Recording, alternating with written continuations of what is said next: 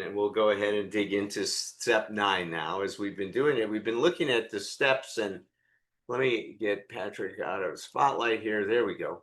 We've been looking at the steps and how the steps help us achieve emotional sobriety.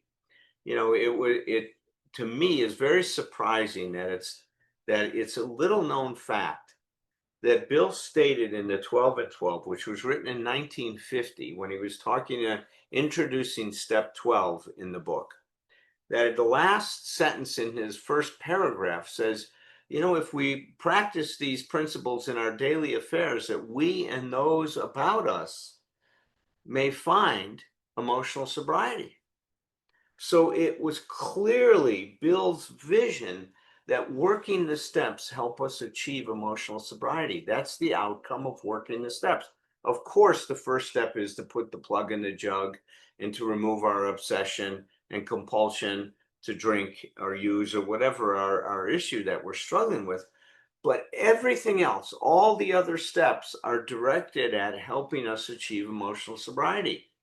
And so I'll just kind of do a real quick summary of what I've talked about before in terms of that. Let me share some slides with you. So the way that I want you to think about the steps is because they are interdependent. They're sequential, obviously, they're numbered 1 to 12.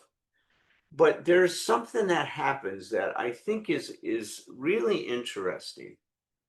The way that I've come to think about it in the bigger picture, now, this moment in time is always moving to the next moment in time. So now is always creating a movement towards next. And that's the brilliance of what the steps do. They always take us to the next. And how do they do that? Well, the relationship between the steps is that one step, and the first step starts it off because obviously there's nothing before that except a lot of experience that we've had in our life that leads us to step 1. But that step creates a certain charge, a certain tension.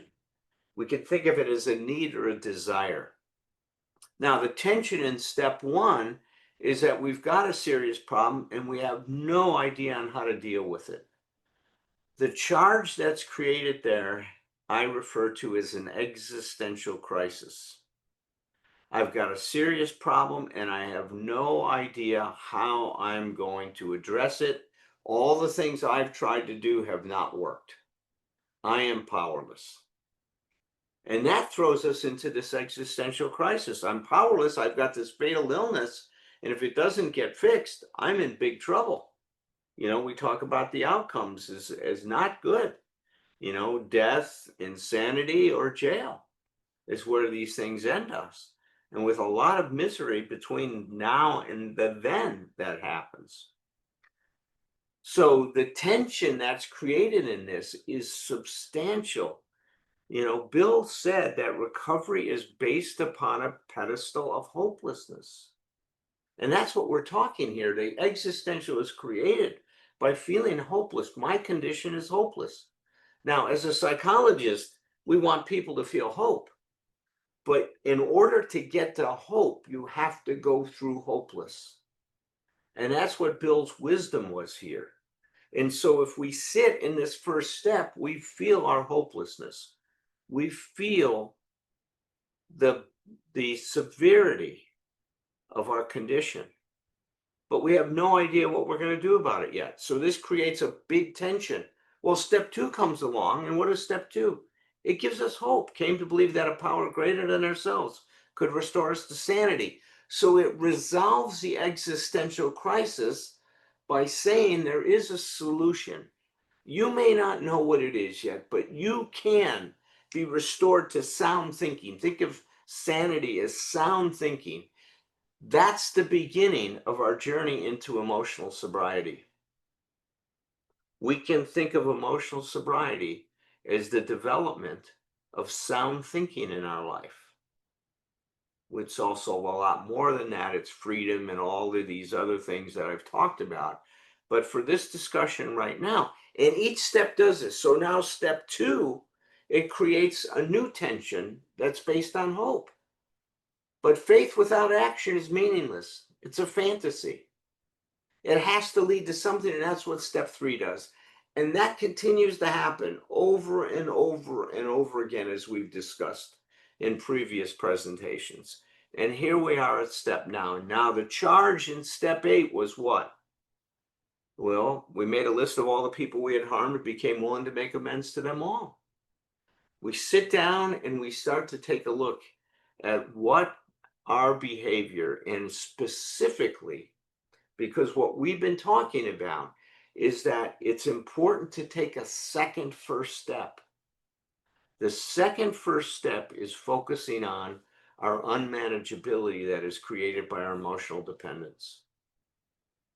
And so when we come to step 8 with this second first step, we are looking at step 8 in terms of what specifically has our emotional, what effect, what damage has our emotional dependency had on our relationships with ourselves, with others, with life itself? What's happened here? And that's what we're focusing on now at this particular point in time. So we're looking at, in terms of our emotional dependence, we'll be talking about that a lot more, especially when I do part 2 to this. We're going to look at another way of looking at our resentments and how to unpack them. But let's go ahead and take a closer look at step 9. Made direct amends to such people wherever possible, except when to do so would injure them or others. Made direct amends wherever possible, except when to do so would injure them or others. Bill stated in the 12 and 12 that we have tried to possess ourselves of the right attitude in which to proceed. That's what we're doing here. Now, remember, if we go back to steps 6 and 7, steps 6 and 7 were helping us to start to develop our best possible attitude towards ourselves, our relationship with ourselves, towards our relationship with others, towards our relationship with life, and towards our relationship to God. So that's what Bill is referring to here. The work that we've done up to this point is to possess ourselves of this right attitude in which to proceed. Well, you might ask, as I did when I encountered that, what is the best possible attitude? What's the right attitude for us to start facing this business of making amends to other people? So that's the part that we're going to explore today as part 1 of our introduction to step 9. Bill goes on to say in this step the following: that we must use good judgment, a careful sense of timing, courage, and prudence. These are the qualities which we need when we take step 9. So let's look at each of those. Timing. Well, one of the things that's true is, if I am correct, and I think there's a lot of evidence to suggest that this is the case, that we are not sick, we're stuck. Now, what does that mean? Where are we stuck? Well, a lot of people said that what's happened is that our infantile grandiosity of our childhood has persisted into adulthood. Our infantile grandiosity of our childhood. Now, what does that mean specifically? Well, it shows up in different areas, but one has to do with time. Children want things right now. There's no patience. If you look at a little child, the child starts crying, they want to be fed at this moment. And they're going to keep on whining and fussing until they get their needs met. Other thing is true about children is it's all about them. There's an egocentricity that, or what Freud called a normal narcissism, that takes place in every child growing up. So the child wants things right now. The child, it's all about the child. There's no patience, there's no judgment, there's no consideration to the other person. The child can only think about itself. Now, remember, if we're looking at the 12 steps from a lens that this is helping us achieve emotional sobriety, we can say that maturity, which is what emotional sobriety is about, is transcending the grandiosity of our childhood and now moving towards a wisdom of becoming a mature adult. Wisdom is based on being able to discern, is this the right time to do this or not? That's what Bill is saying, that we must consider when we think about making amends to someone, is this the right time to make amends to this person? How does this fit into what's going on in this person's life right now? We must step back and not just consider our need to go ahead and bring to completion some what's unfinished business for us, which is quite compelling. We are wired to move towards what's unfinished for us and to complete it. But we're being warned here that in order to become what we can be, it means to grow up, we have to think beyond ourselves. We have to have a consideration for what's going on in that other person's life.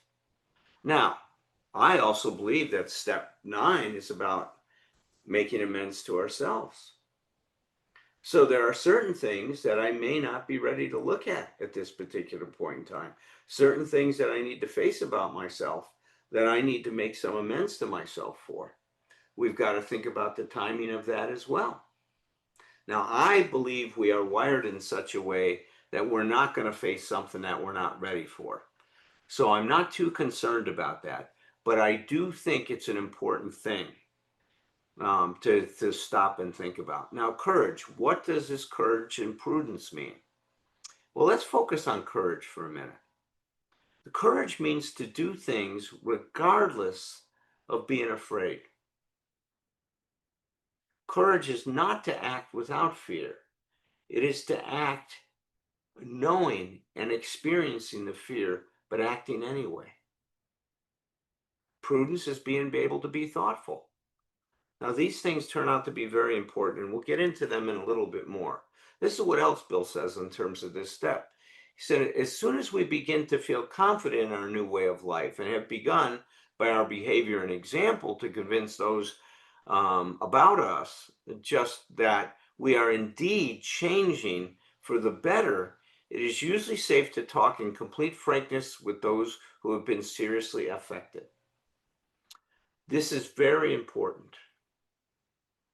We have to be on a strong foundation with ourselves and the ability to make amends and to really face with this frankness some people that we've really hurt very, very badly in our life, that we've devastated, that they don't feel safe around us anymore.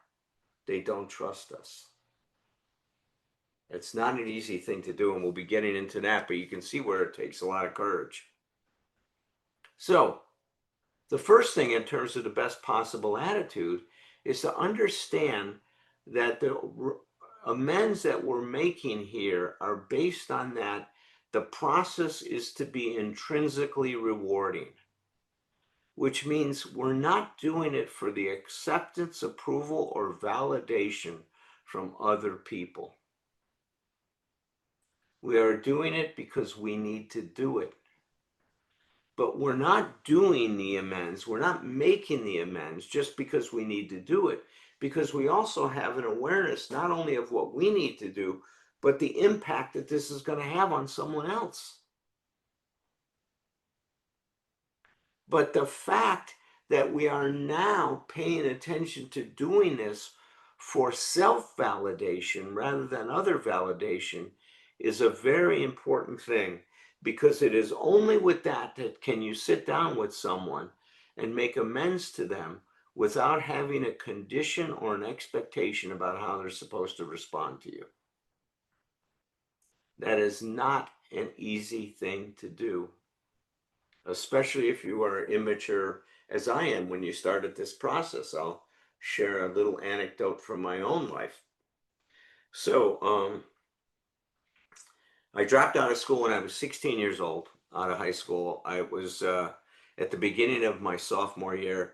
My freshman year was a joke. I think I was absent or tardy over 60 times. I don't know how many days that we went to school that year, but when I started that nonsense in my sophomore year in high school, they said, Berger, we don't think you want to go to school. You want to do something else, so it's time to leave. So essentially, they were throwing me out of high school, but I decided that the honorable thing to do would be to drop out. So I dropped out. Well, part of when you're in Chicago, I grew up in Chicago, Illinois. When you drop out when you're 16, you have to go to continuation school. That's 1 day a week, but you also have to get a job.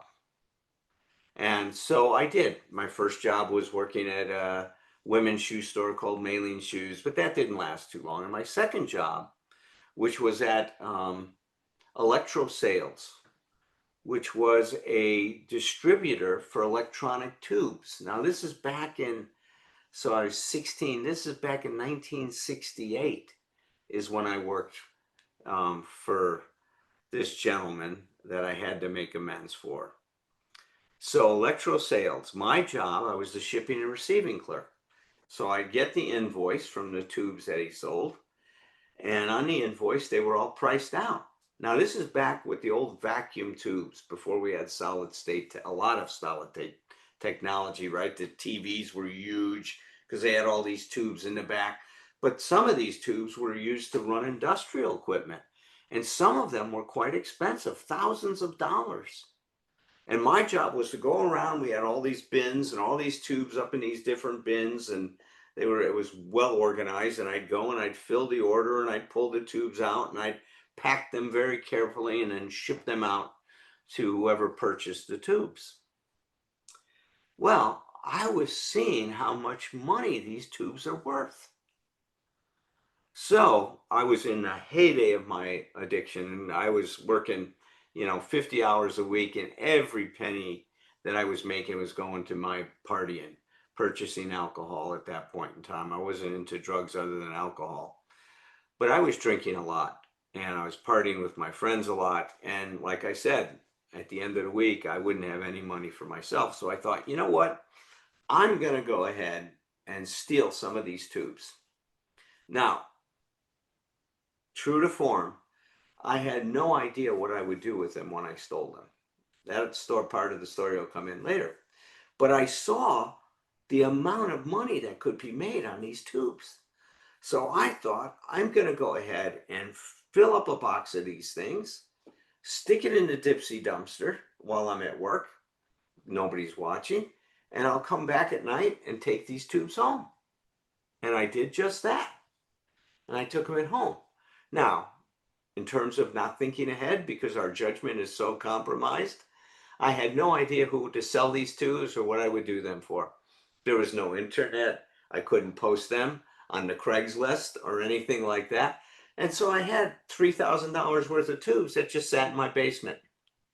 What a great thief I am, right? Huh? Unbelievable. Had no idea what to do with these things. So they sat in my basement. I go in the Marine Corps. I go to Vietnam. I come back from Vietnam and I get into recovery. I'm now working at 12 Steps. And at the end of my tour of duty, that's in 1972, I go back to Chicago to start my education. And I'm now about a year sober. And as I go back, my sponsor, Tom, says, Alan, this is a great opportunity. You did a lot of harm when you were in Chicago, and it's now time to work step 9. He says, who comes up for you on step 9? I said, well, Oscar, who owned Electro Sales. I stole these tubes for him. They're still in my basement. He says, okay, that's your first step 9. You're going to go back and you're going to make amends to Oscar. So I call up Oscar and I say, Oscar, I'm back from the military. I'd love to have lunch with you. He says, of course, I'd love to meet with you. Now, my relationship with Oscar was, I was the son he never had. He would buy me lunch several times a week. He cared a lot about me. He was really proud of me when I decided to sign up. But he had no idea that I stole these tubes from him. And I felt so much shame that I betrayed this man's trust and confidence in me. So I set up this luncheon. I pull up, I got an orange VW 1973, I think it was. I put the tubes in the back of the VW bug that I had. And I go in and he says, come on, I'm taking you out to a nice restaurant. Well, we go out and the tubes are sitting in my VW. And I'm sitting there and he's telling me how proud he is of me and how, that I went and fought in Vietnam and he wanted me to share stories with him.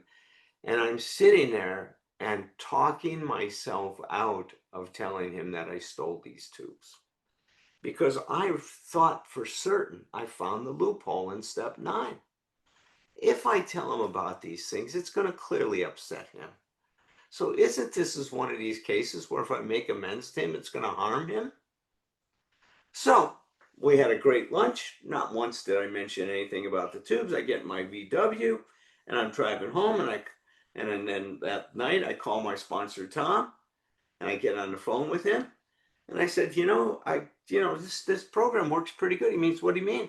Well, I realized is that God, if I made amends to him, it would harm him. So I didn't tell him anything about the tubes. He says, Berger, that's self-delusion. You're kidding yourself. You're so full of shit, it's unbelievable. He says, that's not what that step means. So you get back, you call him up, and this time you say, I can't go to lunch with you. And you walk in with those tubes in your hand. And you put them on his desk. And you tell him what you did. And that you make amends to him for it. And you tell him that whatever would make this right, you're prepared to do. If he needs to call the police and have you arrested, you will suffer whatever consequences necessary.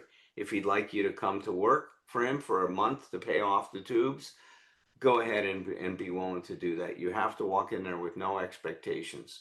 And you're not in there to protect your ego and to protect your false pride. You're in there to make a situation that was wrong right. Oh my God, no way out. Tom closed that loophole pretty good, didn't he, on me? So, next time I show up, I've got the tubes in my hand and I set them on his desk. He says, what are those? I said, those are the tubes I stole from you. And I'm terribly ashamed of it and I'm here to make amends to you for it. And I tell him I'm in recovery. I explain the whole process to him and that whatever he needs to do, that he feels he needs to do to make this right, I'm willing to do it. Including if he needs to call the police, if he needs me to come to work for him, I will make it right. And he says, I was proud of you for going to Vietnam. He says, I'm even more proud of you in terms of how you're trying to straighten your life out. He says, I don't want you to do anything. In fact, take the tubes, and if you can sell them, then take the money and help you in your life today. He says, God bless you, man. And he let me go. Now, no matter what would have happened, I was all right. You see, I was learning without realizing it that Tom was helping me show or helping me realize an important part of the consciousness of emotional sobriety. I can be okay even if, no matter what he did, I was okay because my job was to take responsibility for my behavior. Something which I was not good at doing. I was terrible at it. I'd like to blame other people, avoid it, deflect responsibility. I had all kinds of ways to play games with myself with that. And here was one of the first times in my life where I showed up and took responsibility for something I had done wrong. There was a freedom that came, and I would like to think I would have felt that freedom regardless of the outcome of that interaction with Oscar. A freedom from being wrong. A freedom that comes from when I take responsibility for what I've done wrong. I am free from that act. It was a pretty powerful experience I had. This is what Bill says. Above all, we should be absolutely sure that we are not delaying because we are afraid. For the readiness to take full consequences of our past acts and to take responsibility for the well-being of others at the same time is the spirit of step 9. As you can tell from my story, that's the spirit that I found. Now, when he says delaying because we're afraid, what are we afraid of? Well, I think that this model will help us kind of take a look at it and get some insight into what we're talking about. You see, this is the true self model of development that Dr. Karen Horney proposed back in the 1950s, around the time when Bill was thinking about this. In fact, I have proof that Bill was reading Dr. Karen Horney's work. Jay Stennett, one of our foremost historians on AA and Bill's experience. In fact, Jay showed his new film, Unconscious Contact, which is available for people to see. And I think somebody can put a link into that. It's on a Vimeo channel, and I think for a small donation you can watch it. It's worth watching. Karen Horney had an institute in New York at the time, and she talked about claims and demands. In that language, there's several things about Bill's letter that I oftentimes use as an introduction into emotional sobriety. There's many things he says in that letter which led me to believe that he was reading her work, and Jay validated that for me. He showed me a letter that Bill wrote to someone, and he was talking about that gal in New York. She's got a lot going for her, and he was talking about Karen Horney. So this is what her model was. She believed, just like that, we all started life with what she called a true self. And she likened it to an acorn becoming an oak tree. She goes, you cannot teach an acorn to become that oak tree. All the information that is necessary in the DNA of that acorn will grow it into an oak tree if it has the right conditions to grow itself. And she said, we're very similar to that, is we have the potential to become a fully functioning human being if we have the right conditions growing up. And none of us do. She says our veer, in terms of our development, takes place very early on in life, when instead of becoming who we can be, we start to dedicate our lives to becoming this idealized self or this false self. Now, how does that happen? Well, there's so many different forces involved in this, but I'll talk about one that I think really impacts a lot of us when we think about it. I'm fortunate enough to have a little 6-year-old girl in my life named Cecilia Berger. She's amazing. She's my daughter, and she's just incredible. So let's imagine her coming home from the first grade, and she comes in and she says, Daddy, Daddy, in fact, I got something she drew. I'll show you. I did this. You guys say, oh, there's an image on. Now you can see it a little better. So I'm being a good dad. And I've been told if you're going to be a good father, you have to reinforce your child's self-esteem. So I say to Cece, Cece, that's incredible. Look at what you did. Look at the colors and stuff. I love it. I love it. I love it. Let's go ahead and frame it and put it up on the wall. I didn't frame it, by the way. This was a fundraiser for the school, and I purchased it to raise money for the school. But let's say I didn't. And I said, let's frame it, or let me put it up on the refrigerator. Let me get a few magnets out and we'll post it so that when everybody comes in the house, they can see what a great artist you are. Now, I'm doing that out of a positive intention to be a good dad and to reinforce my daughter's self-esteem. So Cece goes to school the next day and she's working on another art project. And what is she thinking about this time? Wow, Daddy felt so great about that one. I wonder how he's going to feel about this one. You see what happened? I put in her mind that the goal of her doing things is to get a certain response from other people. I'm reinforcing what we call environmental support or emotional dependence. Now, let's say instead of doing what I did the first time, Cece comes home with this and she shows it to me. And I see the excitement that she has in wanting to share this and what she has done. And instead of telling her how good it was and how wonderful it is, I say to her, wow, Cece, you're excited. I can see that means a lot to you, honey. Tell me about it. How come you use those colors? What do you like about those colors?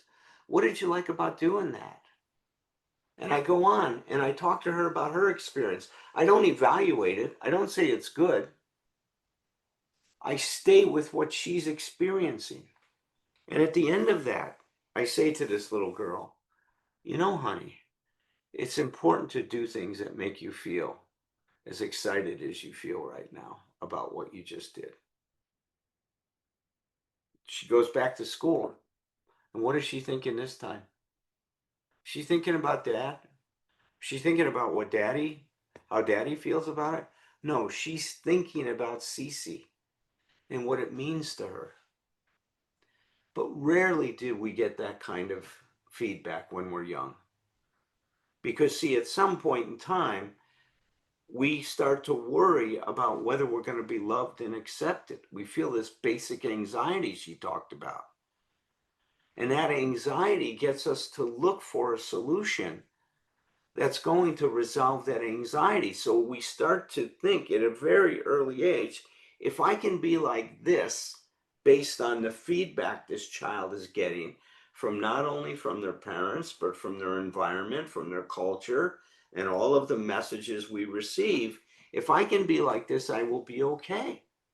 So we move away from who we are, and Karen Horney called it the search for glory. If I can become the self I think I should be to be accepted, then my life will work. I will get what I need.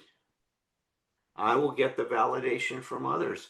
I will get the love. I will belong. I will be accepted. So now, instead of dedicating ourselves to becoming the self that we are, we dedicate ourselves to actualize a concept of who we should be, a concept of ourselves. That's the false self. That's the idealized self. The idealized self is comprised of an incredibly long list of shoulds, or what we call should demands. And that becomes the tyranny that runs our lives. Now our lives are based on, I should be like this, I should act this way, I should feel this way, I shouldn't feel that. And the world becomes a very black and white world for us. It becomes filled with absolutes. I'm either right or I'm wrong. I'm either good or I'm bad. I'm either okay or I'm not okay. Now, fearless means that we go beyond the dictates of the tyranny of our shoulds. That we do not let our shoulds stop us from facing things and dealing with the issues and facing the shame and other feelings that we're going to have that are going to be related to this false self. Because part of the false self is what we call false pride. And we only want to do things that we feel proud of. Anything that falls outside of that, see those green diamonds, the despised self? Well, if you act in ways that you shouldn't, that are not okay, that are not going to get you loved and accepted, by going to somebody and saying, you know, I really hurt you, and I was wrong, I stole those tubes from you, you're going to hate yourself for having to do that. Or the false self is going to hate you for having to do that. Your true self is going to get freedom from it. But what we're told is we need to stop listening to the dictates of this false self if we're going to achieve any kind of emotional sobriety. Because the steps are designed to help you recover your lost true self. Your true self is free. It's spontaneous. It's authentic. It can face that we make mistakes because it knows it's imperfect and not. Because there's humility in our true self. We can acknowledge our shortcomings. We can acknowledge our limitations. We can face our gaps in knowledge, and we can own that we've made mistakes and take responsibility to clean those up. That's what freedom looks like. And that's the person that we're becoming as we're working the steps. So it's a whole different way of life. You see, before, our way of life was I want my life is going to be controlled by me being comfortable. If I'm comfortable, then it's okay. So anything that's going to create discomfort, we're going to avoid, we're going to run away from. So we're going to stay out of that zone of discomfort, and anything that's going to do that's going to create that. And we're going to do everything to keep ourselves comfortable. When we do that, our world shrinks smaller and smaller and smaller. Recovery is the opposite of this. This is what we have to do to recover. We have to challenge that false self that dictates that we need to feel good all the time, that we need to be okay all the time, that you can't admit your mistakes. Excuse me. And now we willingly move into that area that we're uncomfortable, and we face those things that are very difficult with courage. That's the fearless Bill is talking about. And the more and more we push those bounds and challenge ourselves, the more comfortable we become in our own skin. The more we let discomfort and avoidance and being phobic of pain run our lives, the more tenuous and unsubstantial our existence is going to be, and we become quite fragile emotionally and easily knocked off balance. So what we're doing here now, and what we're doing with all the steps, is a big part of emotional sobriety, is this self-searching, this inward searching, having curiosity, looking to discover different things, different possibilities within ourselves, and be surprised and enchanted with what we're experiencing. That's what's happening with this step.